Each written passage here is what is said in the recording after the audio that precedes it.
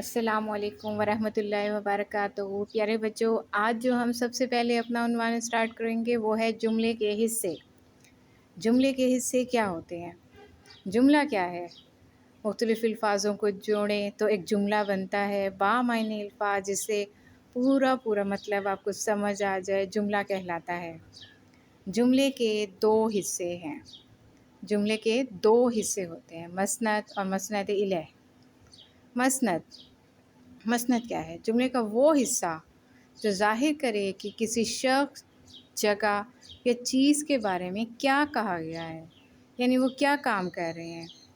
کوئی شخص ہے، کوئی چیز ہے، کوئی جگہ ہے، ان کے کام کو ظاہر کرے، وہ مسند کہلاتا ہے۔ جیسے کہ بچے کھیل رہے ہیں، اس میں جو ہے ان کا کیا کام ہے؟ ان کا کام ہوگا کھیلنے کو ظاہر کیا گیا ہے، تو مسند ہوا کھیل رہے ہیں، مسند ہے۔ یعنی جس میں کسی بھی چیز کی کسی بھی کام کو ظاہر کرنا، ان کے کام کو ظاہر کرنا ہے مسند۔ اور مسند الیہ کیا ہے؟ مسند الیہ جملے کا وہ حصہ جو اس شخص، جگہ یا چیز کو ظاہر کرے جس کے بارے میں بات کی گئی ہے، یعنی کہ وہ اسم کو ظاہر کرنا۔